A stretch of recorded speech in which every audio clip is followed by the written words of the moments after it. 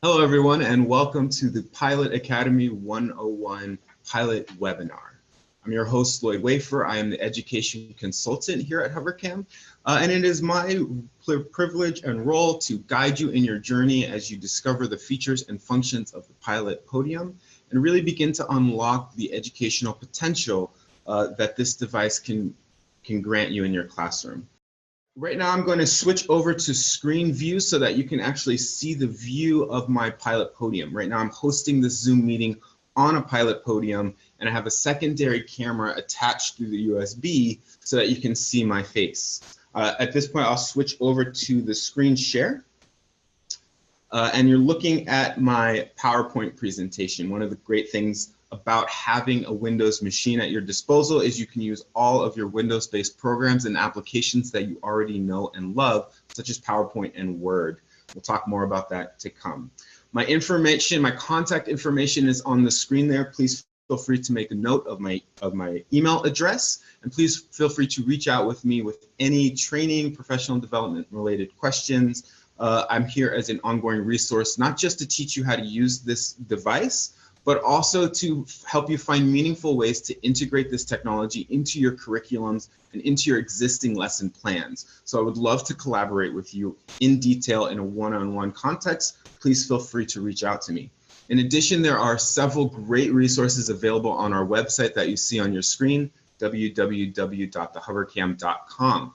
There are instructional manuals as well as instructional videos, as well as access to all of the software that we offer for free here at HoverCam. So please make note of the resources that are available to you. I'm going to start by moving us through just some general thoughts about this as a Windows platform.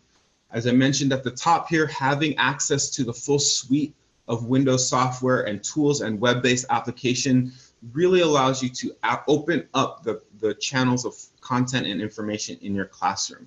We will, of course, cover the three main applications that come preloaded onto your device. And then beyond that, any additional, we encourage you to explore additional apps and programs on your device. So we will be covering the Nodester suite of software, which is a collection of 6 tools designed to help you manage both your class roster and the content that you create. We will also cover Flex 11, a related app that is the main app that's used to access your Solo 8 document camera when you're interacting with the document components of your Pilot Podium. And as I mentioned, the most critical tools, I'll show you some of the most useful tools that will really make an impact in your classroom. So starting with just a quick tour of the podium itself, I'm going to actually exit out of this PowerPoint, and I want to show you one of the main tools that I will be using today, which is the desktop annotation marker. It's a tool I'm going to use to mark on top of this PowerPoint. So inside the Nodester suite of software, so you can see the app floating around in the bottom left corner there, I'm going to go ahead and open up this suite of tools, this collection of apps, and you can see that at the center of your screen there. I'm going to focus for now on the tool, the desktop marker. When I click that, it will pop up an annotation wheel. I can place my finger on that annotation wheel and I can drag it to different locations on my screen. If I press and hold the center of that wheel, it will close the application itself. So that's a quick way to exit out of that tool, which will be useful, and I'll show you more about that in a moment to come. The annotation wheel can also be expanded and collapsed by tapping that orange Nodester icon in the center of the wheel. So when the wheel is collapsed, I'm free to interact with other apps and other programs on my desktop. But when that wheel is open, when I tap it to open it, the marker is turned on. So when I start to mark on my screen, I can make annotations on top of other programs or on top of my desktop. So it is important to build that habit of knowing when you are annotating, the wheel can be on and expanded.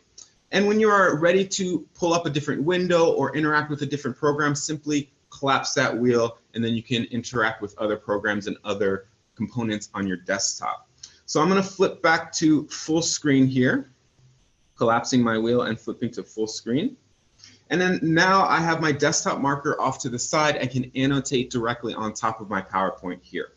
What you're looking at on your screen is the base of the Solo 8 camera itself. And there are some quick access buttons there for your convenience. At the center of your screen of this console, you'll see the invert button, which will allow you to flip the image. And then you also have some mechanical, some digital zoom buttons here, zooming in and out for ease of access use. So those ones are pretty straightforward, but I really want to draw your attention to your two autofocus related buttons. First up, you have your regular autofocus button. The Solo 8 camera itself does feature a very active autofocus system. It will constantly try to find that best focal point. Now, what that means is if you change the depth of view, maybe from writing and having your hand on the display field or placing different objects, when that depth of view changes, the camera will try to adjust and find a new focal point. So be aware that if you're noticing your camera coming in and out of focus, the solution to make it lock is to pick the autofocus lock button. Let me draw a more clear arrow so you can see exactly where I'm pointing.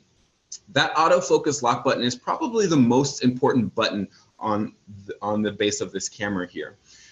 Pressing that button will still ask your camera to find a focal point, but then it will lock and stay on that focal point so you can change the depth of view without having to worry about that distracting in and out. So make a habit, begin to build that habit of tapping that autofocus lock button when you start your session using the camera so that your camera will stay focused and locked in there.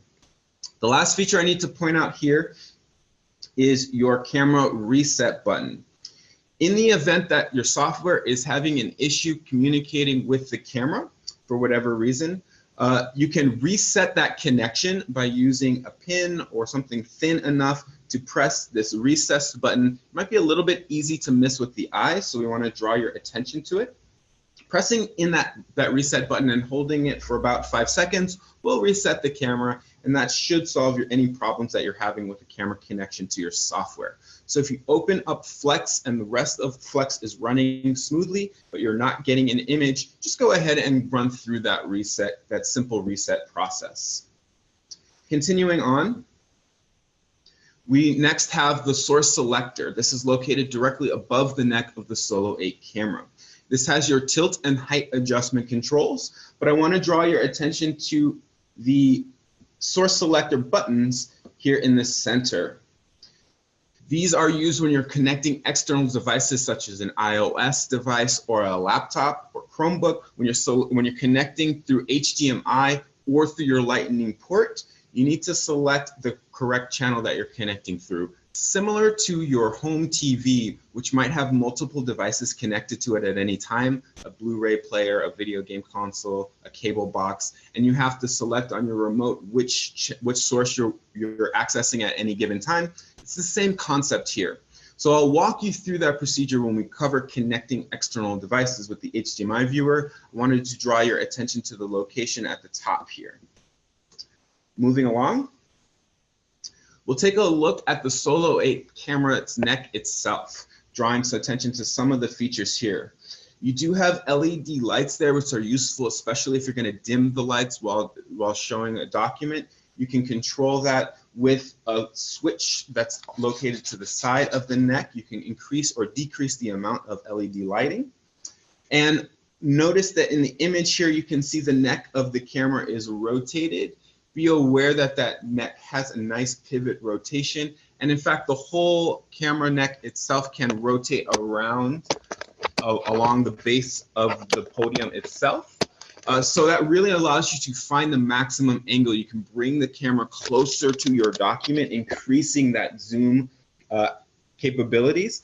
You can also rotate the camera arm off to the side of your podium so that you can display larger objects or perhaps student projects. Or you can rotate the camera up, flip it up, and use it and point it directly at you and use it as a web conference tool, webcamming tool, or to capture your facial expressions and gestures when you're lesson recording with your unit.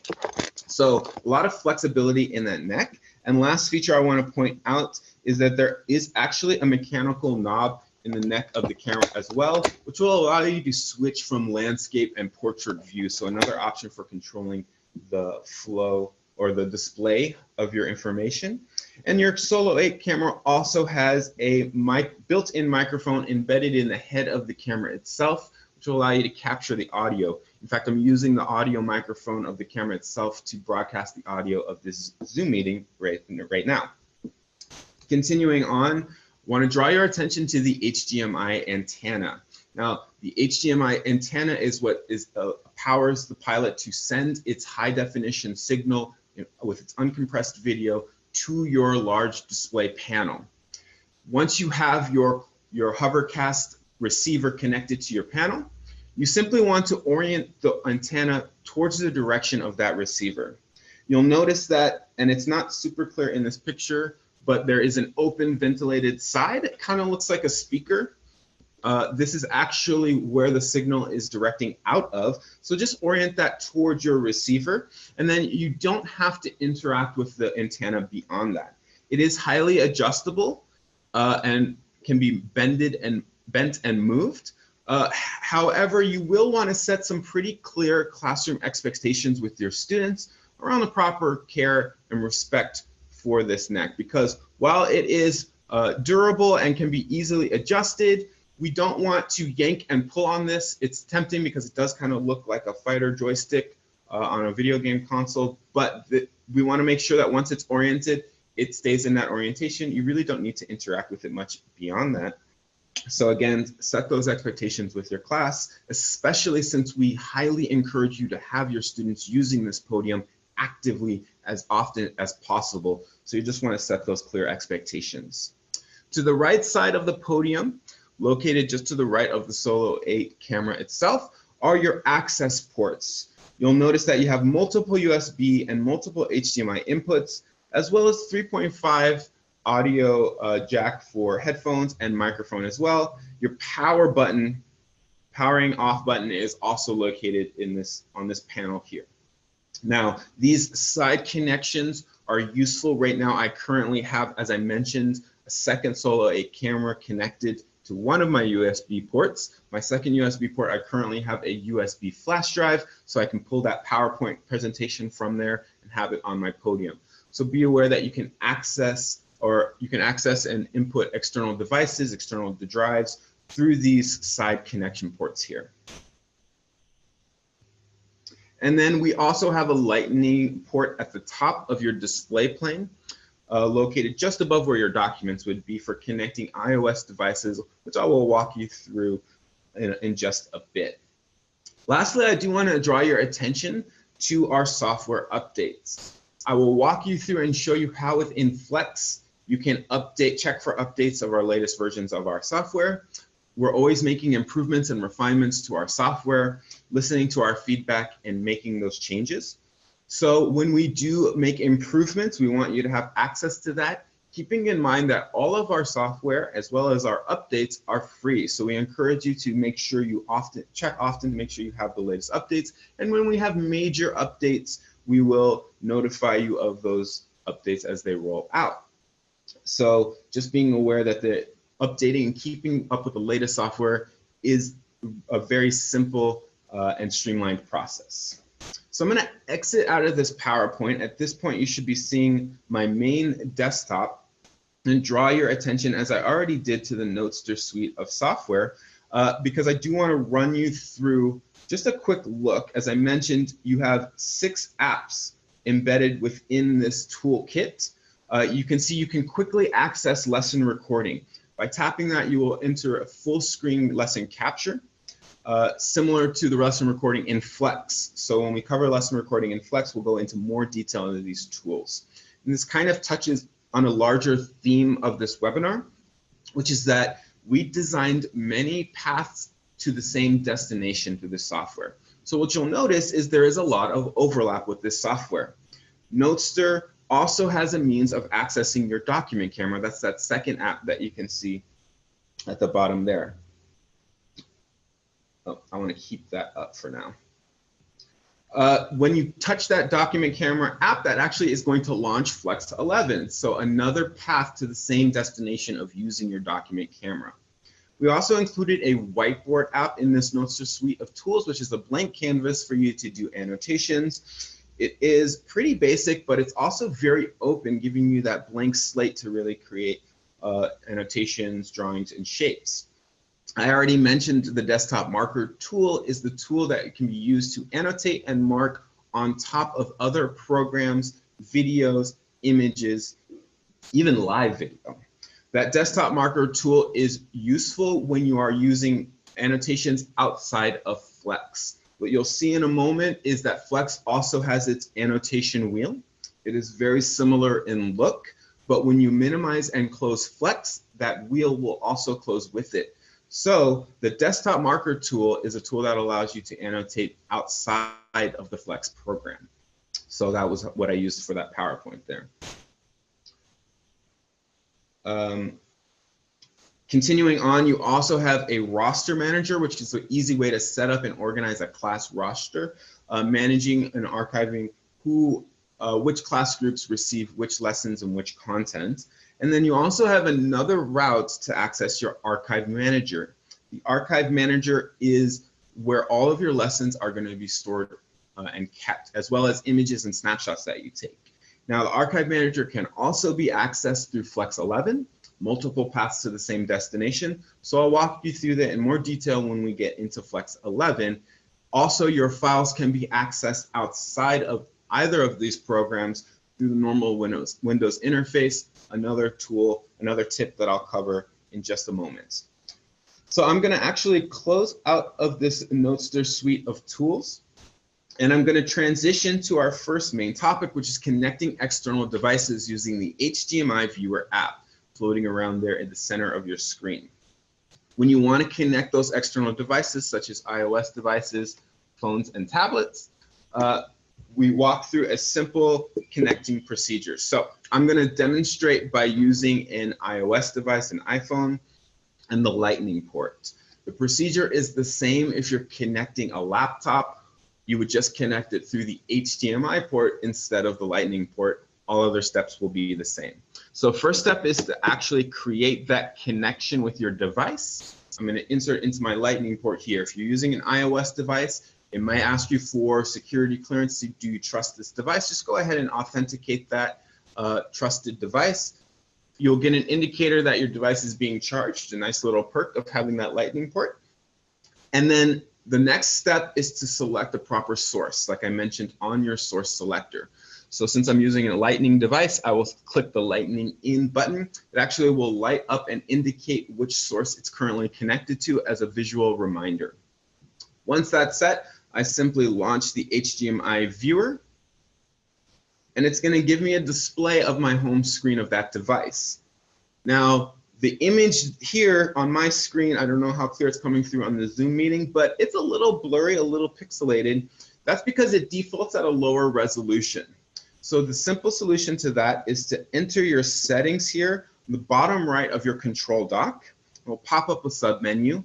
And then within there, you can see a resolution window. So if I tap that resolution window, I can see it's defaulting at 720p, which is not bad. But when we bump that up to 1080p and select save to save that setting, get a nice crisp high definition image. Now I can control this by interacting with my iOS device directly. I'm not going to be able to control my iOS device with the panel screen itself. Apple doesn't really allow anyone to do that, but you can easily access and scroll through your programs with the device right there, and you will be able to snap screenshots, annotate directly on these apps and programs, so you can still interface with that or interact with the overlay there. You just won't be able to navigate through your phone on your panel's screen. So be mindful of that. I'm going to go ahead and close out the HDMI viewer. I'm going to disconnect my iOS device and bring us back to my main desktop here.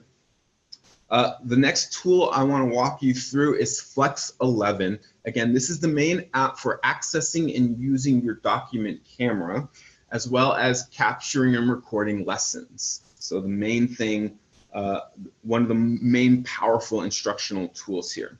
So I'm going to go ahead and open up Flex 11, but before I do that, I do want to point out one troubleshooting question. You will notice you'll probably get in the habit of using your desktop annotation, your desktop marker pretty often. It's a really powerful tool. It's very cool. It lets you annotate over other programs. But since Notester and Flex 11 are using the same root drivers, there is a little bit of redundancy when these two programs are running. So before you open Flex, this desktop marker tool, you just want to make sure you go ahead and hold that long hold on that orange circle to close that tool, and then open up Flex 11. You'll see it gives you that indication on the screen. It's going to reveal what the camera is currently seeing. My image was sideways, so I used my mechanical nod in my neck to rotate it. And you can find the ideal image or shot for your display field here. Now, you'll notice the camera's coming in and out because my hand, as I mentioned, so I'm gonna make that habit of tapping that autofocus lock button at the start of my lesson there. I'm gonna walk you through the main tools of your annotation wheel here, and I'm gonna move pretty quickly. You have in your eraser tool, you have 3 eraser tools. I'm gonna put some annotations here on the screen just as a reference, and beautiful abstract art. And the first tool is your pixel erase. So when that top eraser is selected, you can erase individual parts of an annotation, as I'm doing here. The middle tool is the object eraser, allows you to erase an entire annotation just by making contact with it. So as soon as I make contact with that annotation, or that one, a whole annotation will be removed at once. And then last but not least, you have that trash can icon, and when tapped, that will clear all of your annotations on the screen. Now I'm going to pull those annotations back by using the undo button located just above the eraser icon. When I tap that undo button, it will undo my most recent action, and then I can tap forward to redo that action. So quick interface allows you to move through, especially if you make a small little error while you're annotating and you want to undo that, or you accidentally erase something and you can redo it. So quick tools to use there. Speaking of markers and annotations, when I tap that marker icon, you'll see I have 4 pens that are currently saved. And as a rule of thumb, if you look closely at your screen, I don't know how visible it is on your window, but you can see it very clearly on your Pilot Podium. If you see a white ellipsis, those 3 white dots underneath an icon, that means there's actually a submenu of options underneath that tool that if you hold a long hold on that icon with your finger, it will open up that submenu of tools. Here with this tool, I can change my color along the top here, along the color spectrum. And then even within a set color, so if I select red, underneath there is that white circle will allow you to select different gradients of color even within that red spectrum. So combining those tools gives you thousands of possible color combinations. You can also adjust the transparency of your annotations, making your annotations more or less see-through. This is very useful if you want to save a highlighter setting so you can highlight text and still be able to see and read those texts underneath your notation. You can also adjust the thickness of your annotation, making thinner or more thick annotations depending upon the need. You'll see a nice preview there of how your annotation is going to look. When you close this window by selecting that gray X icon, your settings will automatically be saved. And as you can see, as I mentioned, you can have 4 different pens at any time, allowing you to cycle very quickly through different types of annotation tools. Continuing along the wheel here, next up you will have your shapes. The shapes you will notice also have those 3 white dots, the ellipsis symbol, which means my shape tools can also be customized, including gradient, transparency, and thickness. You can only save 1 color setting per shape on this tool, but you can access all 6 of these tools readily on the fly during your instruction. You've already seen me use these tools to draw arrows. I'm going to erase my abstract art. You can also use this tool. Another one I frequently use is the circle tool, which allows me to easily circle notations. Now that circle tool is not very thick, so it's not very visible. I'm going to increase the thickness and give it another shot, and nice and clear, it really pops that way. So play around with those shape annotation tools. Next up, we have the text to type tool. It's a capital A and lowercase a symbol on your annotation wheel. When you select that and it's highlighted in white, you can select a part on your field of view to where you'd like to insert typed text. You'll notice that the text to type tool also has the ellipsis underneath it. which means that my text-to-type tool can be highly customized. Color, and this particular tool also allows me to adjust the font, select the font, as well as the font size.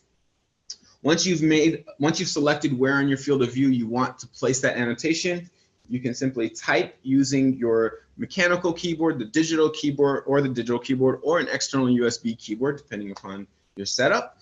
And that text will be there. I can delete and re-edit. And when I'm ready to paste that annotation, I simply tap anywhere else on my plane of view and it will stick that annotation there. Now, it is important to note that this function is kind of like a printed sticker. Once that sticker is stuck, I cannot then re-access it and edit and change it. So if I notice I made a mistake in my type to text, I simply need to erase that notation and then re-enter my new typed annotation as I would normally. So very useful tool, especially if you're like me and you have horrible penmanship. Very easy, you can have nice, crisp, clear text type annotations. Last but not least, we have the Canvas Selector tool. So I'm going to pop some more annotations on the screen here for reference. The Canvas Selector tool, which looks like a dotted outline of a box with an arrow pointing in it, allows you to select multiple annotations and move them to different locations on your screen. When this tool is selected, you'll notice it'll allow me to trace, I'm tracing along the bottom here, a dotted line. As soon as I let go, that dotted line will go away. So simply make contact by tracing contact with the annotations you wish to interact with. So if I make a slash through this annotation in the center here, it will box it in a dotted box. And then I can move that annotation to different parts of the screen. It also has that red X so I can delete that annotation. I can group multiple annotations together by making contact with multiple annotations in one stroke. So I'll select these two annotations together and I can move them around the plane of view. I can delete them as one unit. A very useful tool, especially when you're in your instructional delivery and have annotations that you need to move to different locations. Okay, so that is a tour of our annotation tools. The desktop annotation marker wheel, as you saw, looks almost exactly the same, has the exact same tools, except there's an additional snapshot button. That snapshot button is not on the wheel inside of Flex because your snapshot tool is actually conveniently located at the bottom of your control dock. And that's a good segue as we transition here to talking about the tools on your control dock. If I take a snapshot, it will take a picture of whatever annotations and images I have on my display view, and it will give me a nice little preview at the bottom of the screen there. I can tap that previewed image. When I tap that image, it will launch me into side-by-side mode. Side-by-side mode is a great way to compare images side by side with a live feed. So I actually have my live feed to the right of the screen, and I have that static image that I just snapped to the left. That image can be zoomed in and zoomed out of using two-finger pinch to touch control. So if I pinch, I can zoom in, zoom out by expanding or collapsing my pinch. I can also rotate the image as needed. I can continue to make annotations on top of that static image as well. The slider in the middle, the prioritization slider, allows me to slide and change the prioritization of the image at any given time. When I'm ready to move on to exit side-by-side mode, you simply tap side-by-side mode and you will return to your home screen. In fact, you'll notice that most of our interfaces are either 1 or 2 pushes to enter the action you're trying to start. And then the exit is to simply retrace your steps and backtrack through there. So be mindful that if you are in side-by-side mode and this display is up, if you slide your prioritization slider all the way to the side, it might look like you're in your home screen, in which case you might not be able to use some of your other tools. Be mindful that you're actually in your side-by-side mode, so you can just exit out. Big difference that you'll notice is to the left side of your screen, there's actually a pop-out window that pops up when you're in your home screen. That pop-up window is not there when you're in side-by-side mode, so an easy way to tell the difference. That pop-up window will allow you, when tapped, will allow you to see a preview of your most recent snapshot images and videos, as well as tapping the top there is a quick way to access the archive so you can access files and images you've already saved. I'm going to minimize that to the side for now. And I'm going to continue on a quick tour of our control dock here. Next to the side-by-side mode is the multi-split. Functions very similar. It's like side-by-side mode on steroids. It allows me to multiply even more or have out even more documents for comparison. I can select how many rows or columns. I'll do a simple 2x2. And as soon as I select start, it will launch into that multi-split view. You'll see I still have my live video in the top left window, but I have access to static images for comparison, and I can change and insert other images that I've taken into different planes of view. So it really allows me to compare documents. Now I can also multiply that out and get really crazy, 3x3. There's a lot of potential here. It's going to depend upon your classroom use case. This is probably overwhelming for too many primary students, but as you move up through the grade bands, you might have more use for comparing multiple documents at once. Multi-split is great for that. To exit out of multi-split, simply tap multi-split again and select stop.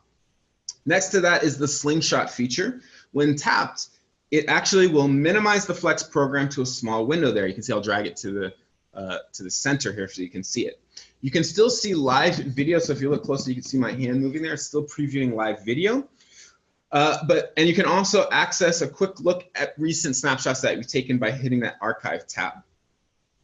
By selecting the blue clipboard symbol to the top right of this window, it will allow me to snapshot whatever image is currently in the plane of view, clip that to my clipboard so that I can paste it into other programs. So this is a really cool feature of the pilot, allowing me to open a Word document, for example, and simply press paste, and it will paste that snapshot I just took.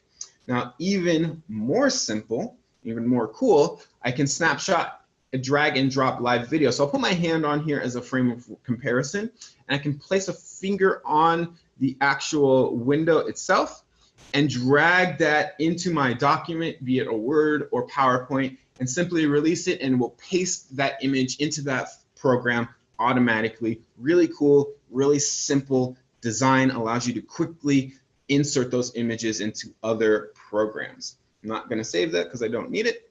And when you're ready to return to your home screen, simply tapping that back arrow will bring you back to your home screen.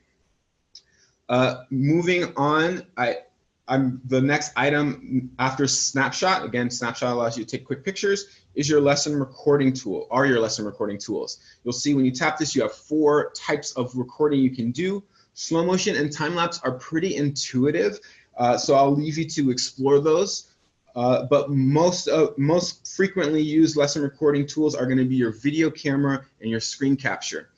With one tap of a button, the video camera is going to capture and record everything that the camera itself sees. So any documents that are placed here, and if you flip this up and record your facial expressions and gestures, it will be through what the camera sees. It's also capturing all audio. As soon as you're done recording, simply press stop. That video, as you can see to the left of your screen, in my archive pullout tab, is already ready to be viewed, edited, shared, archived.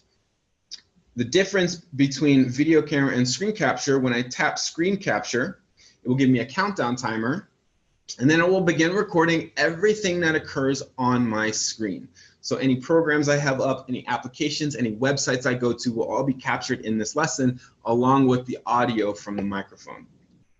Useful for when you want to record and capture content in other programs and other lessons. As soon as you are, and you'll also notice that to the bottom right, a control tool opens up, allowing you to pause or minimize that window or stop the recording. So I'm going to go ahead and stop the recording to return to our home screen here. Your pilot can also function as a rapid multi-scanner, allowing you to scan and archive several documents really quickly, really fast, and conveniently. You can choose between having a timer-based setting or a motion-based setting. Timer will just have a simple timer countdown, and as you can see here, you can set the time interval. It will count down. Right now it's at 3, so every 3 seconds it will take a scan, allowing you to flip or change documents automatically. Or you can select to use motion operation, also adjusting the reaction and display time there. And once that mode is activated, a motion will trigger the camera. So when I flip the page or move the page, it will detect that motion and begin its snapshot procedure. You can play around with those settings as well as change whether or not you'd like your files to be saved as PDFs, all within these tools here. Encourage you to explore this tool. It's a huge time saver. Next to that is the pause button. It can be a little counterintuitive because when you think pause, you might think pausing a video that's playing, but this is actually going to pause your live image that you're displaying. So another way to look at it is as freezing the screen. When I tap pause, it will give me a red indication at the bottom there to let me know that the camera is paused and not broken or crashed, because as you can see, as I move my hand under the plane, it's not displaying any new information. This allows me to change my document, queue up my next piece of content, have that ready while my students are digesting or copying notes from the content that's on screen. And as soon as I'm ready to move into that next piece of content, I simply tap pause again. It will return me to my live feed for my document camera Solo 8. So great way to control the flow of content of what your students are seeing and how they're seeing it.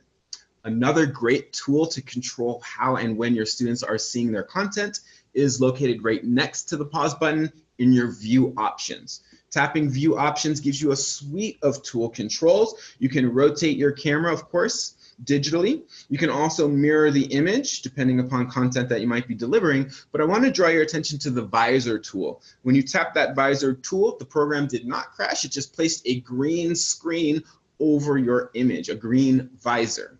You can use your finger on the touch panel to move and slide that green visor to any direction you so choose, allowing you to block certain parts of a document or content and revealing it when you are ready or when the time is called for in your lesson.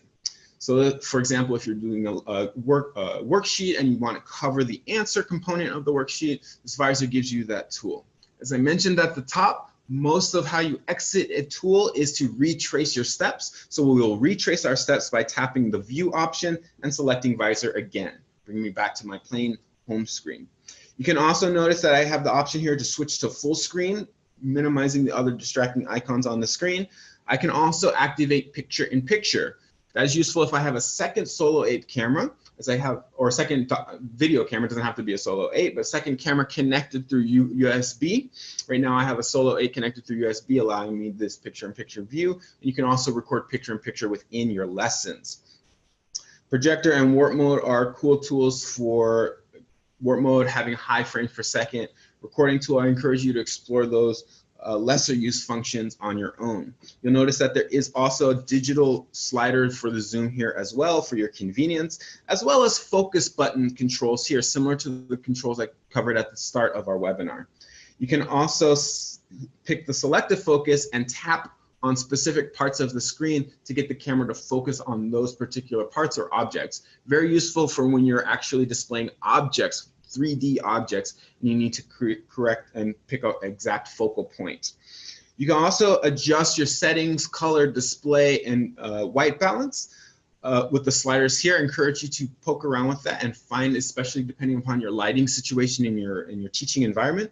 Whenever you make adjustments and tweaks, be sure to save those settings by selecting the green save button at the bottom of that window there. Then it will lock those settings for the next time you use your tools. You can also reset to your previous saved settings by tapping the reset button in the center, or you can completely reset back to the factory default by selecting the orange default button.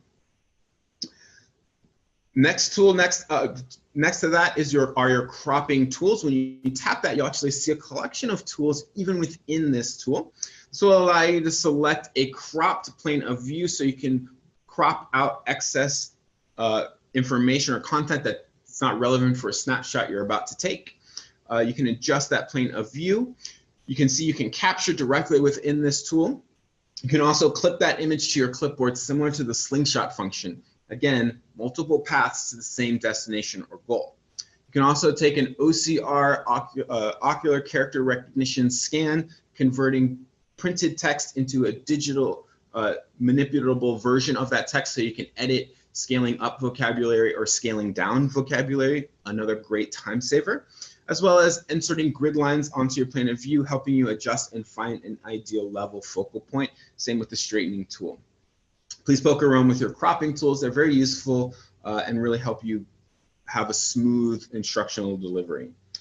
In your settings menu, I did kind of preview that at the start here when I mentioned that under miscellaneous in your settings, this is a location where you can update Flex software. But the toolbars along here, camera, scan, recording, allows you to make adjustments to your resolution of your camera and your images that you capture. Change the format of images that you capture. The default will be a JPEG. Change the format and names of recordings, as well as the frame rate of recording. Do recommend that you bump up to 30 frames per second for a smoother video. The FPS is going to control how smooth your video is, giving you more frames in each second of animation. Again, I just adjusted it to 30, so I'm going to make sure that I save that setting. And then last but not least, under miscellaneous, at the top here, you'll notice it says archive root folder. This is a critical piece of information because this is the location of where your images and files are being saved that you create. Now, you can locate them by reading the location there, or if you would like to change or edit and put your files in a different location, you can select the blue folder icon to the right of that location, and tapping that will open a window allowing me to select where I would like my files to be saved. I do recommend that you select your desktop and add a new folder there. Set up a new folder. I've already done it. You can call it HoverCam or lessons or files, whatever you want to call it. I recommend you set up a folder and save that to your desktop. That way, all of your files will be saved directly to your desktop. So if I exit out of, or minimize Flex, I should say, you can see I have a folder here where I can easily access those files. So I don't have to launch Flex, go into the archive manager to find my files. I can locate them very simply on my desktop. You can also locate files within Flex by going to the archive. Again, that left pull-out window onto the left. At the top there, when I select that, it will bring me to my archive. You can see my lessons, my videos and images are all archived there. And the cool thing about the archive manager is at the top, you can see it actually has a suite of tools to organize by stacking these files into folders, converting them into PDFs directly within the archive manager, which is pretty cool, taking OCR scans, exporting and emailing directly from this archive manager. So you can email your lessons directly within this archive manager, post them to class websites or however you share your content with your audience. When you're ready to return to your home screen, look for that blue arrow to the top left corner, and that will bring you back to your home screen. So we've moved through a ton of content, and honestly, I had to skip over a lot of the really cool features.